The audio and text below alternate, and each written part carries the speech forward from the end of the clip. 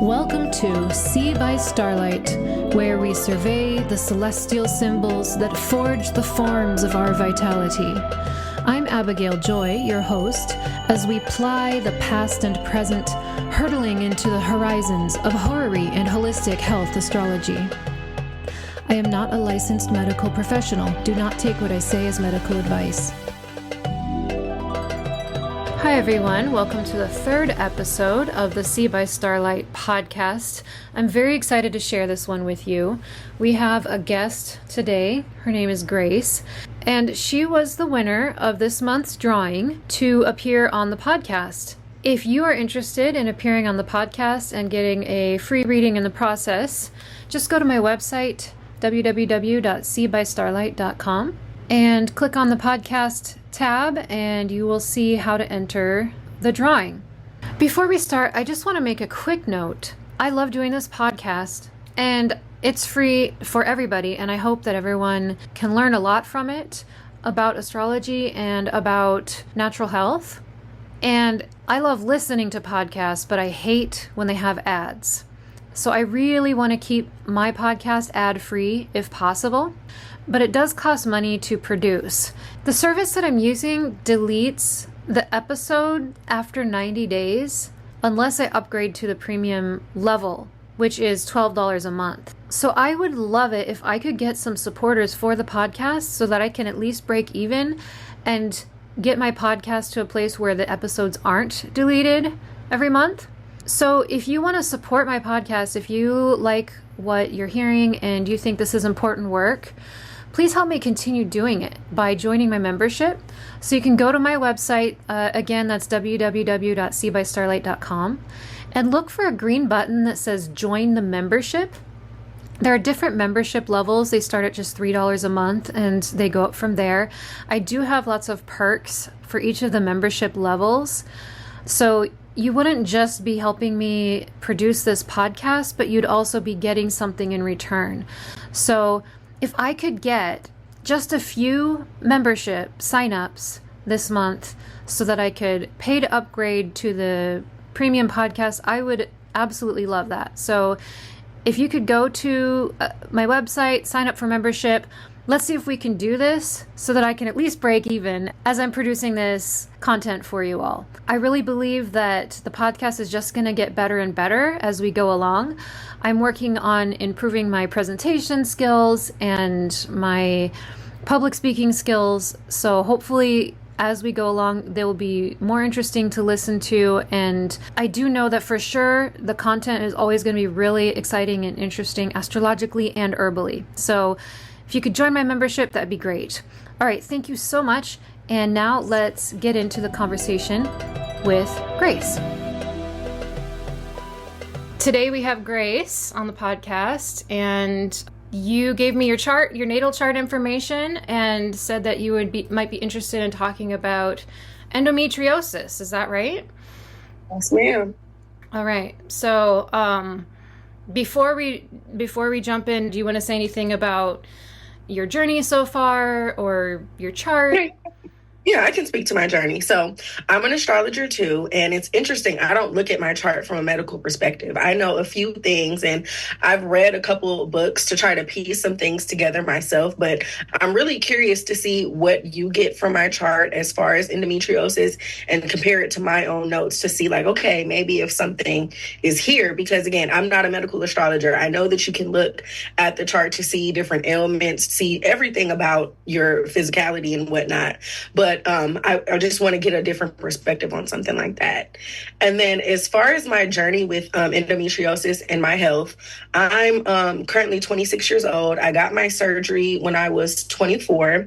And I noticed that I had issues with my feminine period when I was about, I will say I've always had painful periods. I've always had difficulties, even dating back to like middle school and high school. There would be at least once a month during my cycle, I was missing school.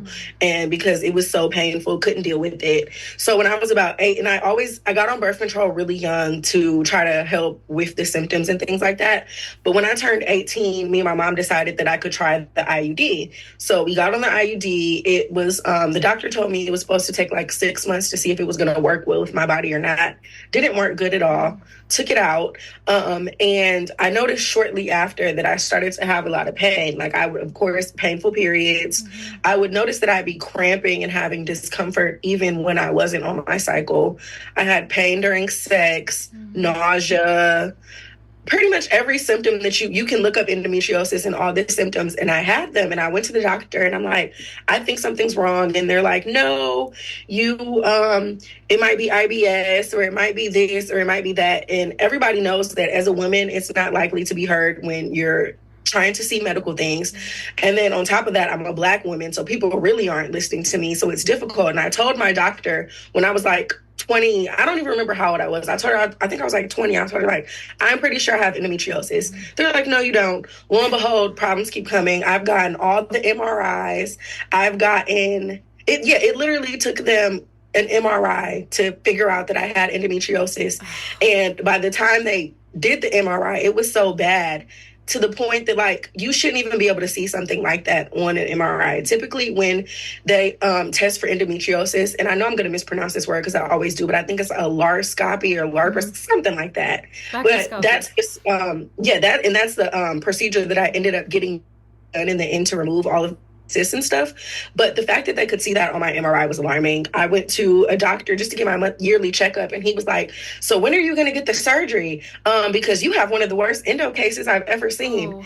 And I'm like, only if y'all would have listened to me years ago. I know. Like, it's like, yeah, it's been a stressful journey, but luckily I got the surgery.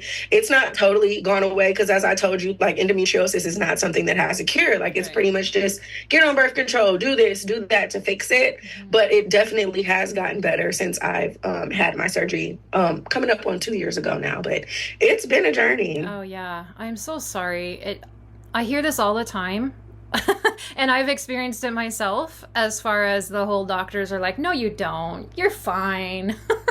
It's in your head. Maybe go on an antidepressant. Like, it is so frustrating. It is so frustrating. And I'm so sorry, but I'm really glad that you found some relief.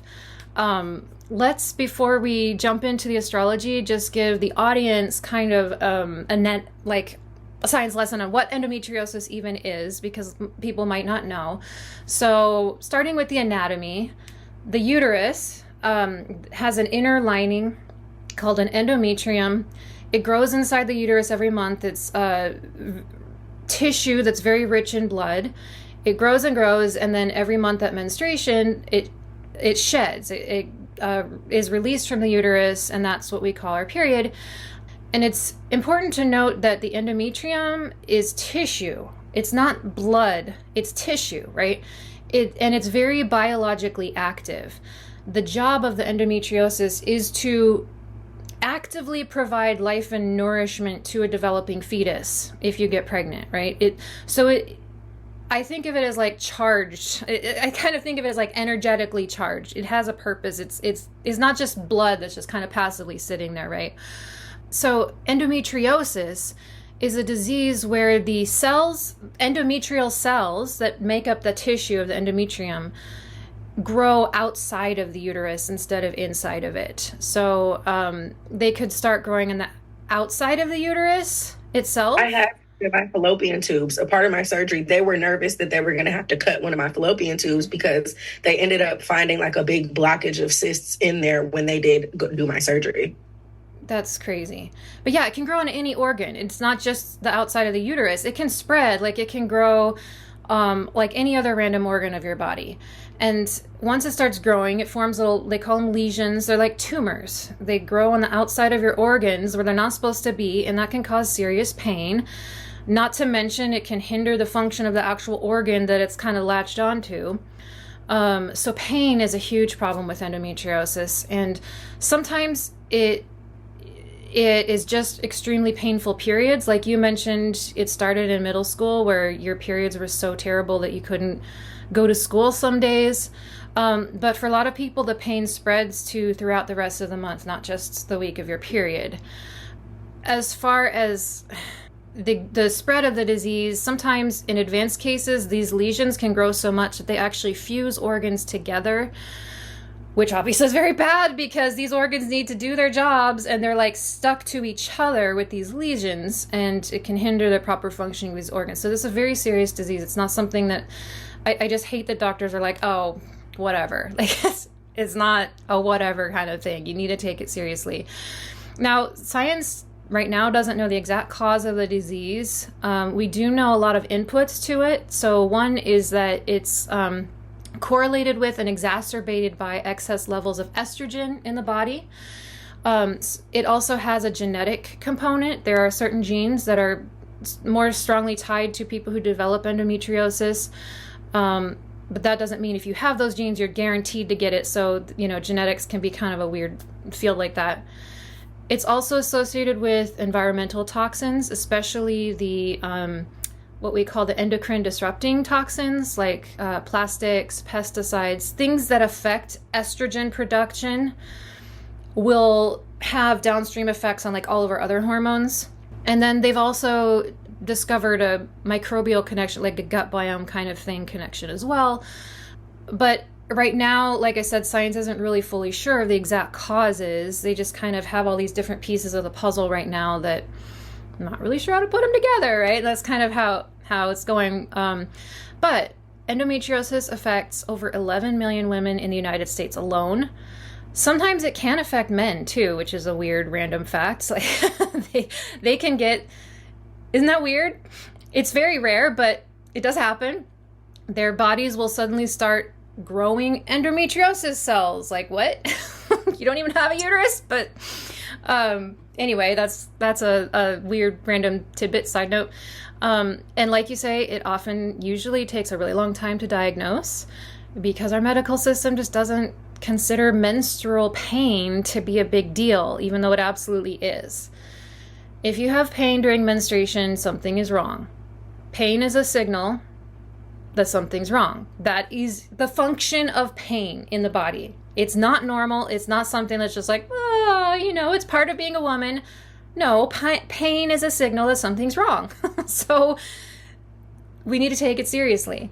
Like you also said, there's no cure for endometriosis. There are treatments. They have varying degrees of success.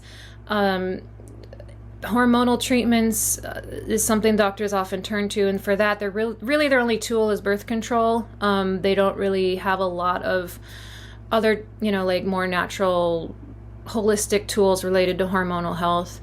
And then, like in your case, if it gets really bad, surgery is required to remove those lesions. Sometimes people even get a hysterectomy to remove the entire organ altogether. So I have a friend who just recently got a hysterectomy. She just turned 30 and she's been trying to get one for years, and they wouldn't even let her do one until she did turn 30.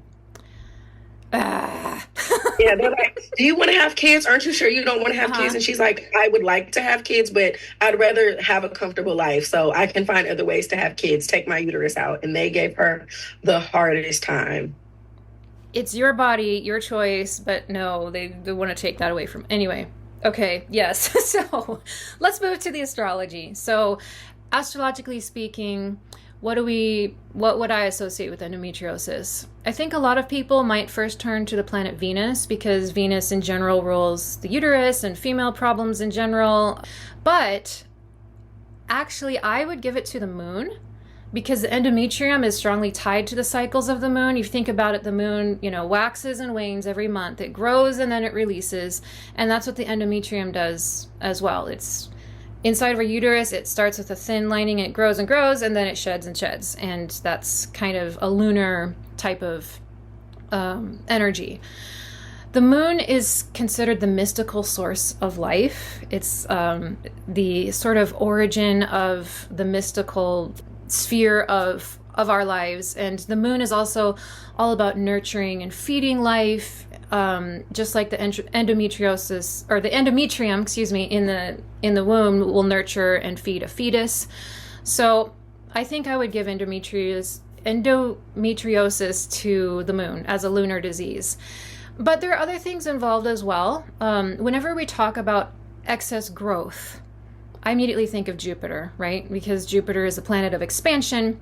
Jupiter kind of always wants to grow and expand. And so when Jupiter gets kind of, we'll call it like the evil side of Jupiter, or when Jupiter isn't quite in its right space, it can cause excess growth, like tumors or tissue that's not supposed to be where it is, and it grows where it's not supposed to grow. So that's kind of what, associated with the endometriosis thing. And then the North Node also we think of as sort of like the continuous flow. So the North and South nodes, right? So the South Node is like the drain and the North Node is like the fountain. So we have like constant flowing up of the North Node and constant draining in the South Node. And so when I think of a disease about like too much growth, I'm thinking, I wonder if there's a North Node component to it, maybe. This is a possibility.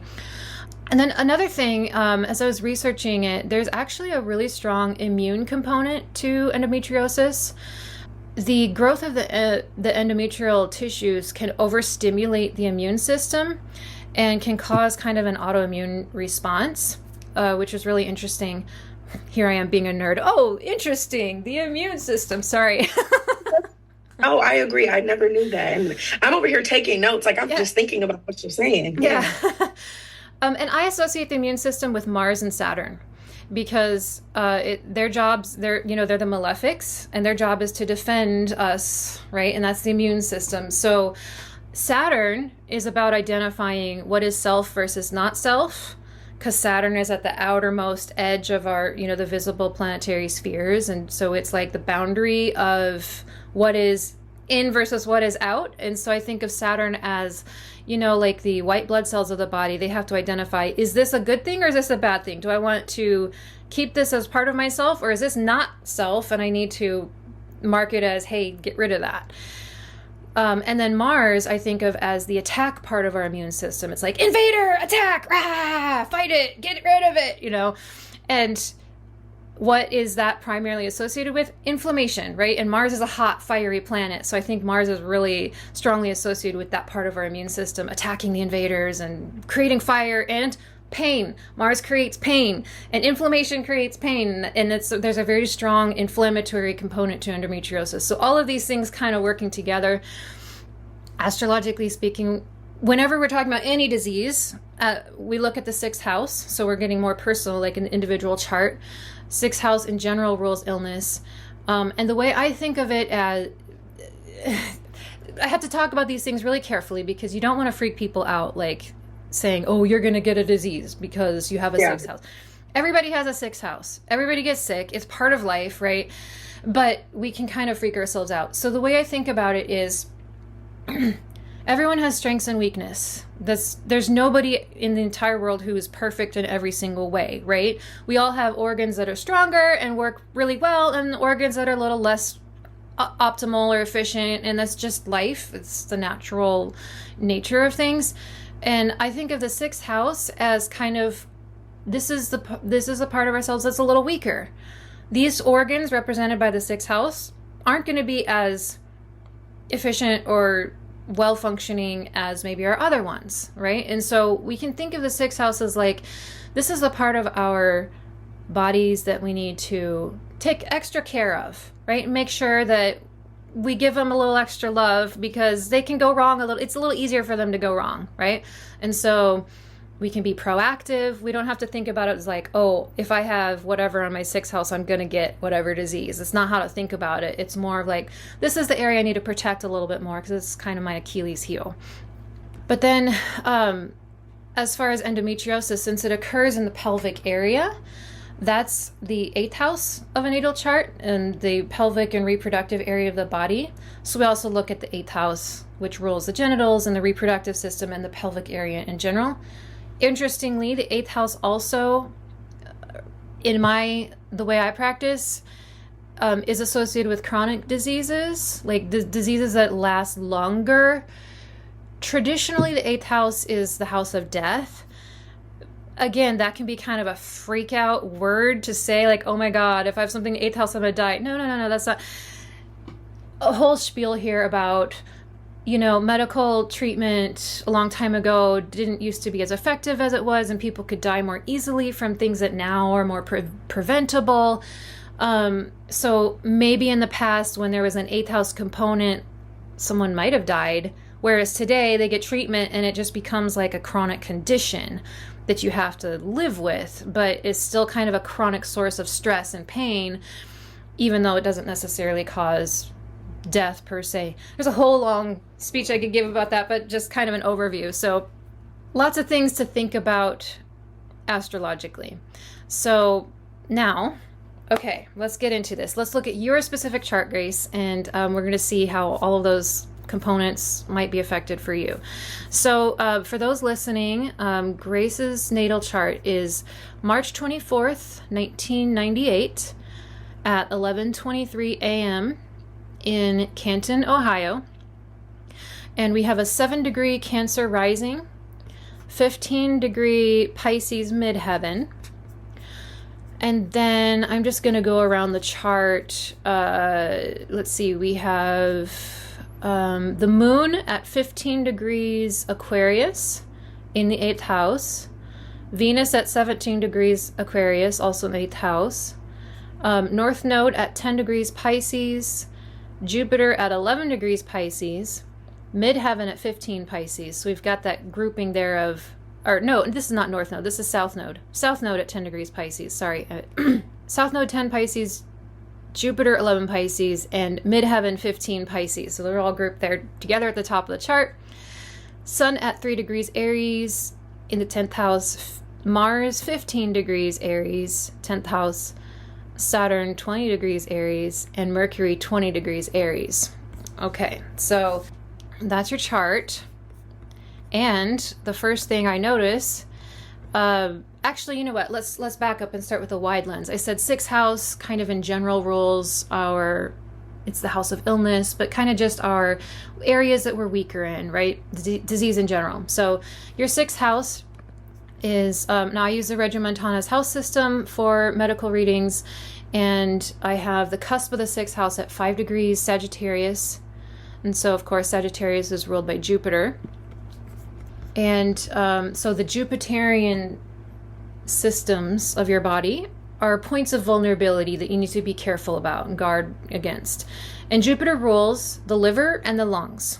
Now, the liver is really interesting because it's extremely important in our hormonal system. It processes our hormones. It makes sure that they're transitioning from because hormones go through like a life cycle, and that happens in the liver. They have to transition from one form to another. So the liver is really, really important in hormonal functioning. In your chart, Jupiter is in its home sign of Pisces, so that's helpful. We have a, kind of a strong signature here. But, as I mentioned, it's conjoining the South Node and the Midheaven. So the South Node is about like draining and kind of really low points, whereas the Midheaven, of course, it's above us in the sky. It's the highest point of the chart. And so what does that look like to me? This looks like wild fluctuations between too low and too high. It's like if our liver is supposed to keep an equilibrium of our hormonal levels, it's like it can't keep up. It's like, okay, work really hard and I get it all caught up, but then I go too far and now I've got too much of it. And then I get like kind of behind on things and now everything is low. That's kind of what it looks like to me astrologically. It's like, whoa, too low, too high, too low, too high. Ah, it's hard to kind of find that equilibrium. All right, so that's the 6th house. Just again, really wide lens. We want to talk about the liver. I'll go more into the liver later when we talk about like natural approaches to this and how can we nourish our body. But next, I said endometriosis is probably primarily a lunar disease. So let's look at the moon. And look at this. We see moon conjunct Venus in the 8th house. Bam. I mean, the moon is the endothelial cells, right? Sorry, what? I said all the things that you talked about. Yeah. Yeah. So funny that like every point you made, I have that signature in my chart. Right. Yeah. So yeah, moon is endothelial cells. Uterus is Venus. 8th house rules the reproductive system.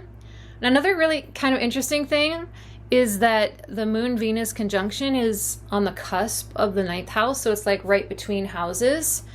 And we're looking at a disease that grows on the edges of organs, like boundaries of thing. I don't know, that might just be a coincidence, but it looks to me kind of like there's issues with the boundaries of things. Like it's not in the right boundary of where it's supposed to be. But yeah, this is all in Aquarius, which is ruled by Saturn.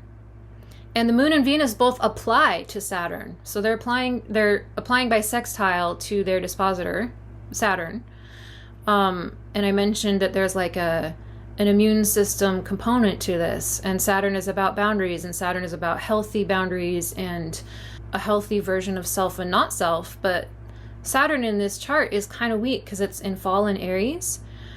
So Saturn kind of struggles to get a proper expression of the way it needs to be. But since it's so strong, being in the 10th house and dispositing the Moon and Venus, we can see kind of energetic issues here, right? And also really interesting, Saturn is exactly conjoined Mercury. That's a really cool signature. Probably not as much applicable to endometriosis, but I just think that's pretty neat. Let's see what else. Let me look at my notes here. So blockages, boundaries, problems with things being where they're not supposed to be, right? So I think this looks like,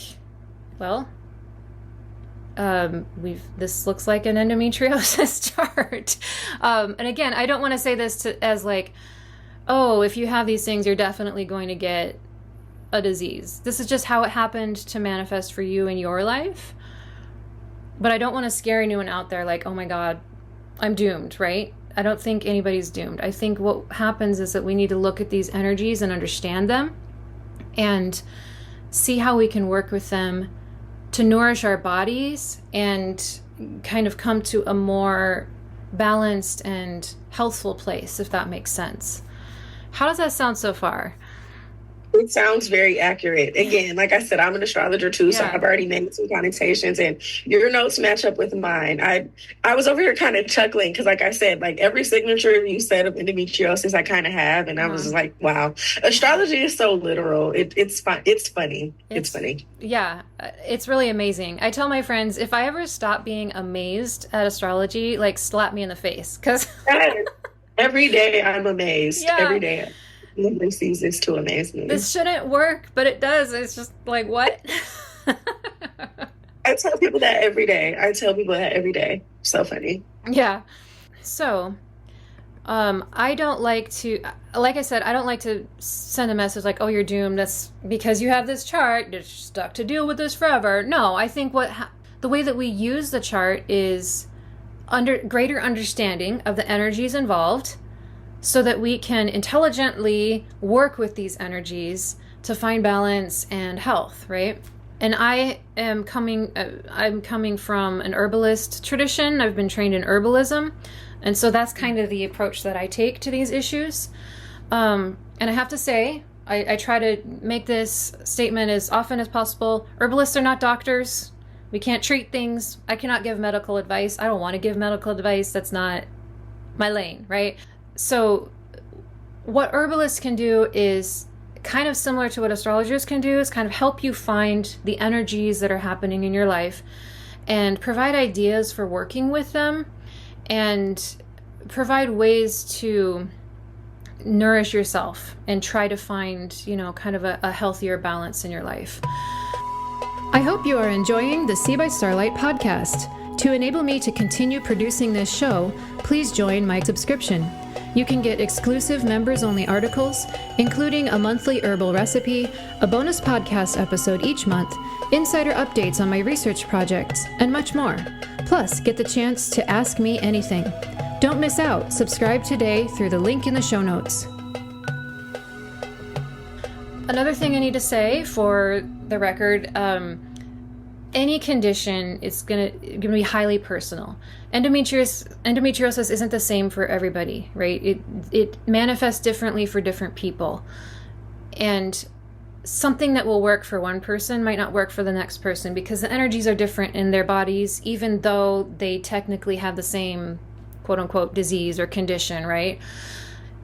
And it takes, you need to have a long and detailed personal history to develop like an in-depth plan for managing your individual symptoms, right? So I'm not here to say like, oh, if you have endometriosis, take this herb and everything will be better. I can't do that. That's not how it works, right? What we do is look at you individually and go really in depth with your life, what's going on, like not just with your diet and your stress levels and things like that, but also where do you live, where you at socially, spiritually, all these kinds of things. So in this podcast, it's probably best to keep things at kind of a high level and just talk about, let's start with nourishing your body. Based on your astrological chart, what kinds of things could help your body just in kind of maybe a more general way that will sort of trickle down to your endometriosis symptoms, because everything is connected. Does that make sense? Yes, definitely. Okay. Let's start with your rising sign, Cancer. Cancer rules the stomach, and the moon, the ruler of Cancer, also rules the stomach. And the stomach, believe it or not, this is going to sound weird, the stomach is the starting point for the hormonal system. It's a weird thing to say, but it's true. And especially for Cancer rising, because when we have Cancer rising, our stomach is going to be especially sensitive, right? Why do I say that? Okay. It's kind of a domino thing. The stomach is where certain key nutrients like vitamin D, vitamin B, and iron especially begin to be assimilated and sent to the bloodstream. Okay, and these nutrients are building blocks for the production of hormones. So if these nutrients are in the bloodstream in adequate levels, when they reach the organs where whichever hormone is being produced, so like with estrogen, for example, it's primarily the ovaries creates estrogen for the body. It's got to have all of those nutrients in the bloodstream to have the building blocks that it needs to create those hormones. If it doesn't have adequate supply of these nutrients, when it creates the hormones, they're going to be a little bit weird. They're going to, they might not have all the pieces that they're supposed to have. It's like, okay, here's an estrogen cell. It's good enough, go out there, but it's going to have some, right? It's going to have some issues, if that makes sense. And so if your stomach is not properly assimilating the hormones or assimilating the nutrients, then your hormonal system is going to kind of start getting jacked up. And then that creates sort of a negative spiral, because the hormones do billions of things in the body that we need, right? So let's start with the stomach. What happens with a lot of people, especially women, for some reason, again, they're not really sure why, but women tend to be more prone to this condition where the cell lining of the stomach gets disrupted, and it causes the gastric cells to behave more like intestinal cells. And that's a problem because the gastric cells need to do certain things like absorb these nutrients that we use later on. We're not entirely sure why this happens. Some people think that it's like a bacterial thing. It's definitely also related to stress. But for whatever reason, if the gastric cells get disrupted, then we're starting that domino chain of, okay, then we have inadequate nutrition, and then we have inadequate production of the hormones, and then, oh my God, the hormones aren't working right. So absorption of nutrients from the stomach is extremely important. So one thing to start with, and I hate giving this advice because everybody hates it. I hate it. I don't love it. But figuring out what foods you're sensitive to is really crucial. It's a huge pain. Now, in the natural world, a lot of times they talk about food allergies and getting rid of your allergies. And that word gets used really loosely and causes a lot of confusion because technically, like medically speaking, an allergy is something that your body produces like IgG cells against, like a certain allergic response. But not all foods are going to produce that response, but that doesn't mean that we are necessarily like energetically vibing with those foods, if that makes sense. So for example, whenever I eat squash, I get indigestion, like really bad. Like I get a really bad stomach ache. For some reason, my body can't process something in squash. So I just don't eat squash. I don't think I'm allergic to squash. Like if I took an allergy test, I don't think I would get like an IgG response to it. But I know for me personally, I just can't like digest it, if that makes sense. So when we talk about food allergies, it's kind of all of those things, like foods that are problematic for us for whatever reason. It's gonna give us a stomach ache. It's gonna cause like low level problems with absorption and things like that. So I always cringe. I'm like, maybe you should try to eliminate food allergies, because I know everyone's like, no, don't touch my food. That's how I said that. I didn't say that outside, but I said that outside. I know. I know. It's a big pain, but it can be really worth it to like figure out what foods work for you and what foods don't. And we are just so like, we're so out of touch with our bodies in today's society. Like we just eat what's there and what makes us feel good. And we don't actually like realize that I actually don't feel good when I eat this, you know? And sometimes it takes like a day or two for it to even kick in. So you're not even sure what the trigger is, you know? Like I know somebody who, they get a bad reaction to peas, but it occurs like the day after they eat peas. I was like, she had to like do a lot of testing to kind of, or like trial and error to figure out what the heck is wrong. Why do I get these rashes? And like, oh, like she finally did like a kind of an elimination thing and figured out it's peas. Oh, geez. Okay, so she doesn't eat peas.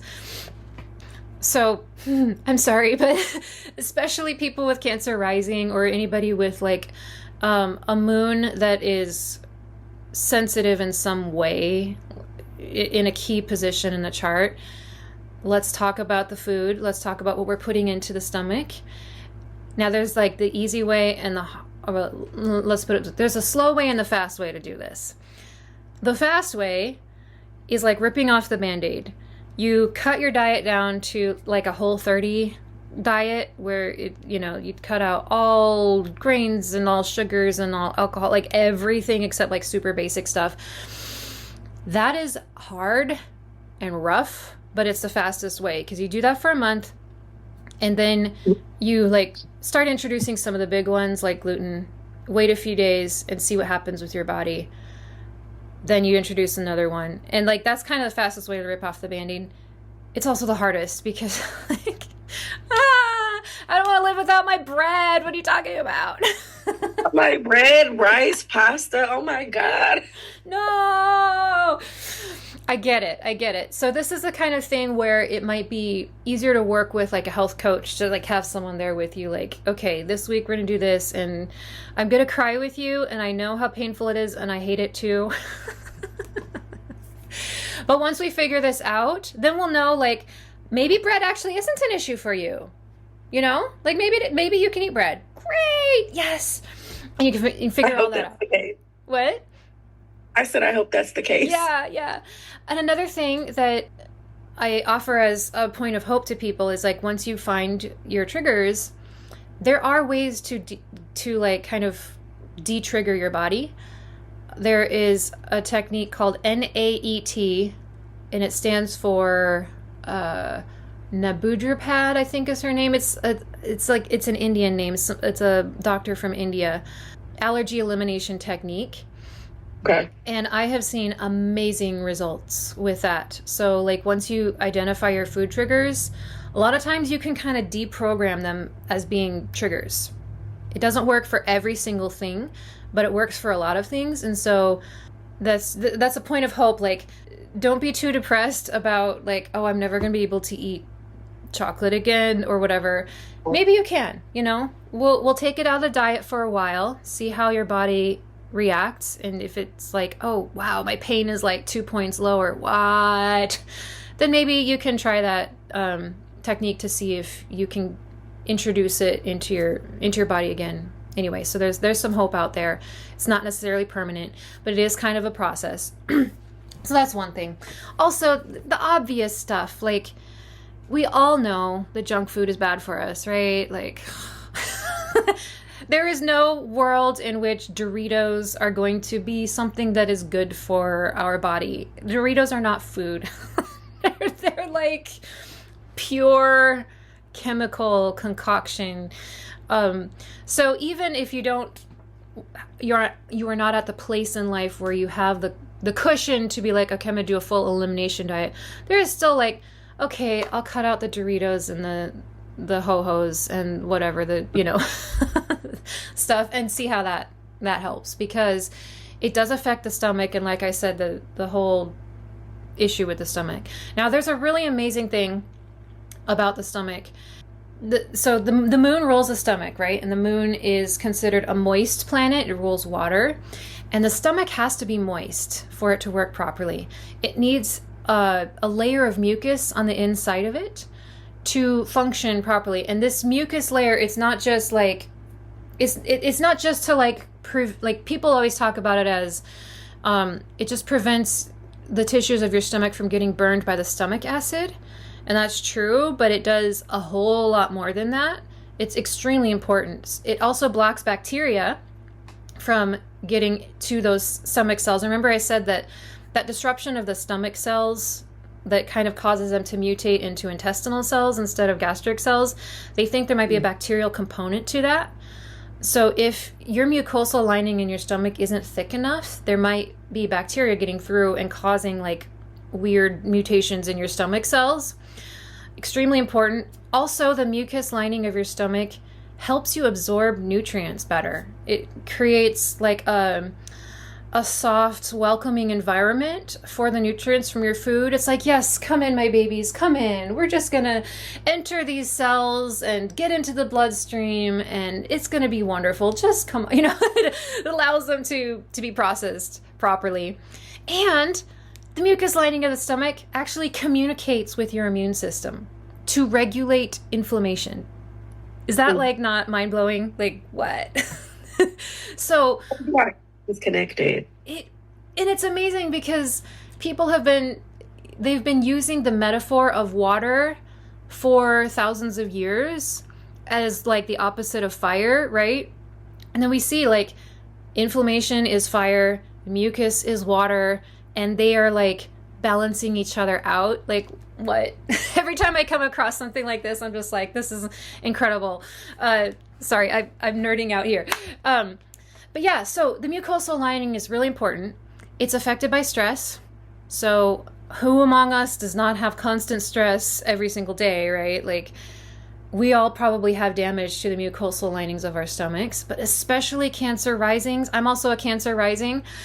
Like our stomach is like, you get the butterflies in your stomach, or like it's kind of the first thing to go in a way. It's like you have to be really protective of your stomach. So one thing you can do is a daily tea of herbal mucosal help, right? So slimy herbs. Marshmallow root is usually the first one that herbalists call on. You put it in water in the fridge, and the next day it's like a big jar of snot. It's like herbal mucus. And I know that sounds disgusting, but it's actually really, really good for you. And it provides the lining on your stomach that if your body is struggling to create it itself because of stress and bacteria and all the things, you can kind of give it to the stomach to help support it. I know that the way I described it made it sound really unappetizing, but I promise it's not so bad. So what you can do is get some marshmallow root, soak it in water overnight, and then mix it with some cinnamon and some honey and some lemon juice. And then whatever flavors you want, mix it with some juice or whatever, and drink it before a meal, like twice a day, before lunch, before supper. Just do that every day for 3 months. See what happens. Just try it. Just see what happens. Because it's going to have, like I said, the stomach is where the first domino of that whole process begins. And so if you nourish your stomach and the absorption of your food and your nutrients and all that kind of stuff, boom, one domino falls, the next domino, the next domino, the next domino, and it goes on from there. Okay, so that's a lot about the stomach. Another important aspect of your chart is the ruler of the sixth house, Jupiter, which rules the liver. And the liver is also extremely important in the hormonal system. Like I said, it kind of makes sure that the hormones transition from one state to the other. When they reach the end of their life, the liver's job is to kind of shut them down and send them to our waste system. If it can't do that properly, they end up recirculating in the blood and they become inflammatory and all kinds of problems. So liver is really important. Now, it's a whole deep subject like anything else, but let's keep it simple. Let's think about do's and don'ts, right? What to add and what to take out. So adding some foods that are really amazing and wonderful for the liver are beets, fresh figs, and burdock root. Now you can get that at Asian food stores. It's called gobo root. And you just use it just put it in food like a vegetable, like put it in a soup or, heat it and eat it, add some butter or whatever. And then if you have access to dandelions, like if you have a yard or if someone has a yard where there are dandelions growing, dandelion root is amazing for the liver. You can get dandelion root tea, like at a health food store or something. The thing is, they usually roast it because it makes it taste better. It makes it taste like coffee, and it's kind of like a coffee substitute.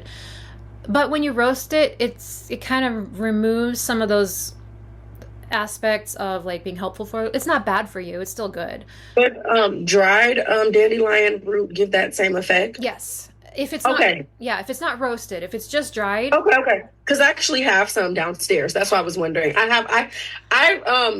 And that's something that's interesting. I've tried to concoct like herbal teas and stuff to help with the daily cramps. Like, of course, when I'm on my cycle, I drink like raspberry leaf and stuff. So that's interesting. That's why I'm kind of excited because I have some of this stuff already. That is awesome. That's great. Now, also, just being the approach that I'm taking is like big picture. This isn't going to be immediate relief. It's going to be like do this for 3 months and see how you feel. And so it'll be important, like maybe after this meeting, get a piece of paper and like write down all of your symptoms and like try to like numerically score, like how's my pain in general, how's my sleep, how's my stress, how's my skin, just kind of do a full body scan of where you are. And then do this stuff and then come back to it in 3 months and see, like, have I improved on it? Because we often don't remember, where we are is like where we are. And we don't remember, oh, actually, I was kind of worse 3 months ago. This is helping. Or it's not helping, that kind of thing. It's not like immediate pain relief. It's going to be a kind of a slower, we're nourishing the body here. But you should also notice a difference. I'm not saying like it's going to be a whole year. Like you should probably slowly, gradually notice an effect within a few weeks. Especially like if you're getting indigestion, for example, stomach ache, having that marshmallow root tea, you might notice an immediate effect. Yeah. Right? So, but yeah. And then as far as subtracting, some foods are really hard on the liver. Obviously alcohol, really hard on the liver. Try to bring that down. Like I actually can't drink alcohol at all. I also have Jupiter on the sixth house. And it triggers my migraines. So like I can't even drink alcohol. Yeah, I don't feel the best when I drink, to be honest. Yeah, it's a pretty strong. It's hard on the liver. It's very hard on the liver, and so those of us with extra sensitive livers gotta be careful. Another one that is kind of everywhere and harder to get rid of is fructose. Okay. It's real tough on the liver, and it's everywhere. And also like agave nectar, I was told that's a health food, right? So I was putting agave nectar in everything thinking, oh, this is actually good for me. It's actually pure fructose. And so like I was actually hurting my liver thinking this was a health food. So I noticed a huge difference just in cutting out agave nectar. Like I just replaced it with honey or sugar. Yeah. And whoa, like within a week, my pain levels were already much lower. It was like my liver was like, "Thank you, stop sending that to me." And then another real big one is the like fake oils, the hydrogenated oils, the basically they process it to make it more shelf stable, but it makes Isn't that why everybody says to not use like seed oils? yeah, Okay. it's kind of going around the I guess trendy world right now. Seed oils are bad. It's true. Seed oils are tough on the liver, and that's one reason why. So you can replace it with olive oil, butter, bacon grease. Some people are gonna be like, no, but actually bacon grease is okay as an oil used, with cooking or whatever, things like that. I also noticed a dramatic difference when I switched out my oils, like my cooking oils. Yeah. So yeah, and then if you want to take a supplement, there's a really good one made by Gaia.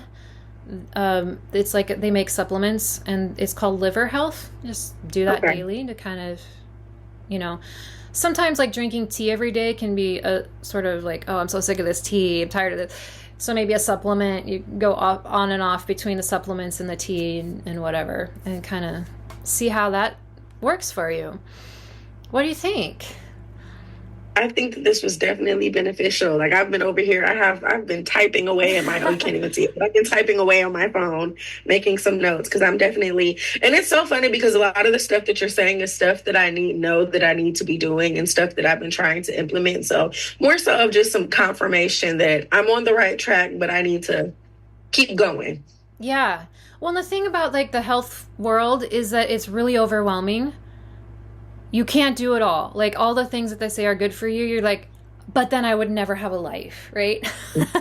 So the way that astrology can help us with that is like we can look at our chart and see what is probably the most important things for us to focus on, right? So looking at your first house and looking at your sixth house is a great place to start.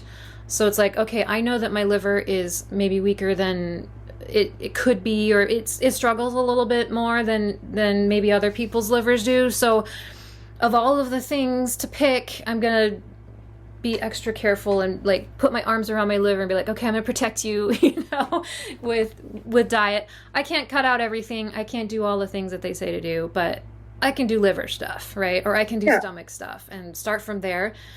And the nice thing about it is that everything is connected. So your stomach gets happier, and then you see this downstream effect. Your liver gets happier, you see this downstream effect. And then it creates sort of a network so that if you are harder on other parts of your body, okay, well, I've strengthened my liver, so I got you, babe, Yeah. Yeah. Awesome. So that's what I've got. That's what I've got. Thank you so much. This was so helpful. Awesome. Thank you. And I was going to look at the surgery too, but I ran out of time. So Yeah, not a problem. So yeah, if you want to keep in touch, let me know how it goes. Be happy to hear, what how you end up feeling. And this was fun looking at body stuff. Great. It's so nice to, of course, being an astrologer, I look at my chart all day and night. It's nice to hear somebody else look at my chart, and especially from a different perspective, because again, I'm not well versed in anything medical. So this was pretty cool. Oh, thanks. It's fun for me too. And it's so nice to meet you, and good luck. And Yes. I hope Thank you so much. to talk again sometime in the future. Yes. Have a great rest of your day. You too. Take care.